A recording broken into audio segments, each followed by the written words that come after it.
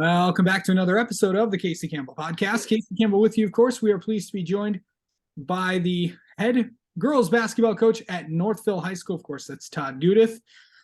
Todd, how's it going? Good, Casey. Yourself? I'm doing well. So, another season is upon us, and of course, what's been happening at Northville. Overall, just kind of talk about just getting excited for the upcoming season. Yeah, I mean, we're really excited. We're coming off a strong year last year. We graduated two seniors who happened to both be starters for us last year, very good players.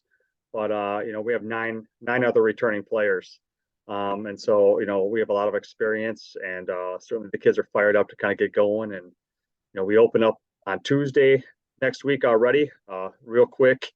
After tryouts without only a handful of practices. We're ready to get rolling.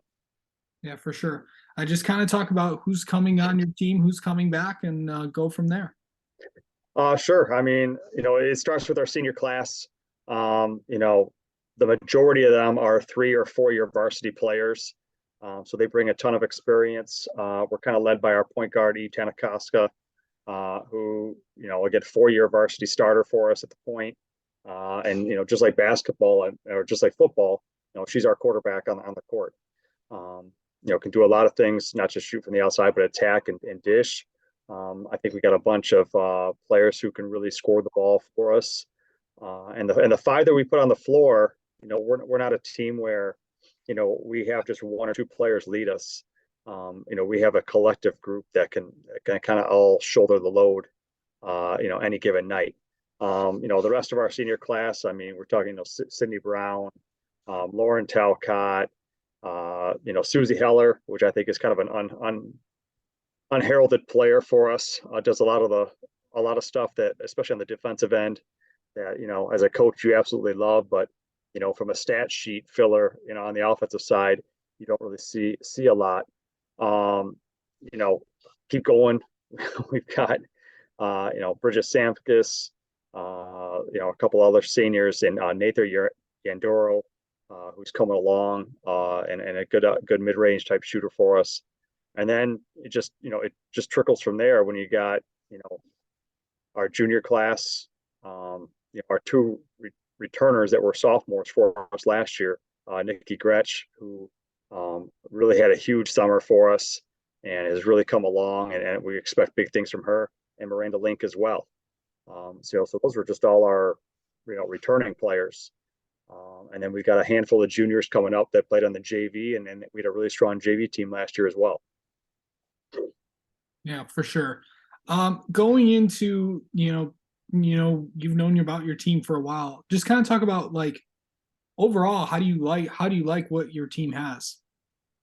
I just like their positive attitude, the fact that they want to compete, they want to play hard. They're sponges. They're absorbing everything that we're throwing at them at practice. And they want to be their best, and as individually, and they want to be the best collectively as a team.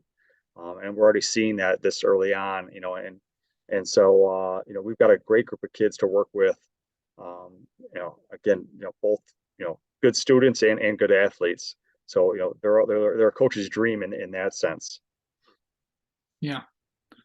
Also, coming into this year, you look at what the league's going to be. Lots of interesting questions in this year, especially with the top 2 teams will both have new coaches next year, in Heartland and Brighton, this year with Heartland and Brighton. And overall, the league's looking solid once again. I mean, the KLA West side is about as strong as you can get from top to bottom. Year in, year out. Of course, you have those teams like Heartland and Brighton and Howell up there in Livingston County, who kind of have set the tone for the last several years, since we split up into that East-West division.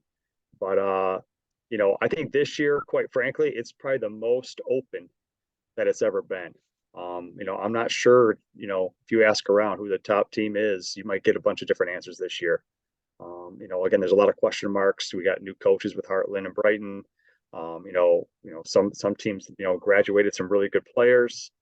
So there's question marks there. Who's going to step up? But, even teams that are going to be end up in the bottom half of our division, are still pretty darn good. I mean, there's not going to be teams that are going to get beat by 30 or 40 points a night.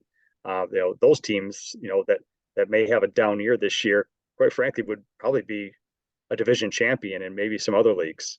Yeah. I mean, that's just how strong it is night in, night out. So, I mean, I would be stunned if anybody finishes undefeated in this division. Yeah. It's just going to be a war, every night. So I could see a lot of teams splitting in the year. Yeah, for sure. Also, let's talk about like the first part of the schedule for you guys to kind of open up the year. Just kind of talk about where you guys are going to be at. Yeah, we open this coming Tuesday at Lakeland. It's probably our earliest opener that we've ever had. I mean, maybe once we played in November. And so with the girls' season starting a week later this year, and we're really only going to have about 8 practices and a scrimmage before we even tip off the reel. So it comes fast and furious. Obviously we're not able to put in everything that we want to put in immediately. It's going to take time. It's going to be a process throughout the year as we kind of sprinkle stuff in and new wrinkles as the year goes on. So, we're going to put in what we can before that game. Then after that, we go to Skyline, who's improved. They got a lot of kids back. Then we go to Crozille. And then finally, we have our home opener on the 16th of December against Mercy. And that should be fun. I mean, they're, again, we know each other pretty well. They're one of the top teams in the Catholic League. And that's actually just be a fun night because it's a boys-girls doubleheader. Like I said, home opener for us. Boys are to play Catholic Central right afterwards. So the atmosphere should be, electric, quite frankly, on a Friday night in our place. Oh yeah, for sure. I'd be remiss if I didn't ask you you about this as well.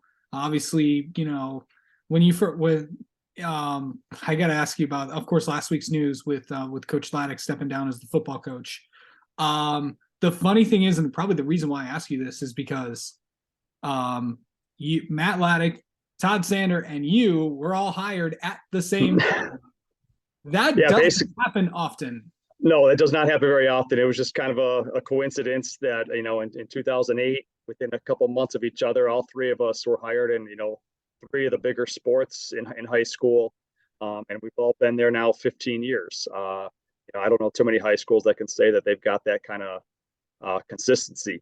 Todd's a great guy. Coach Sander, he does a great job with that boys program. And they look really strong this year as well, looking to kind of defend their district championship.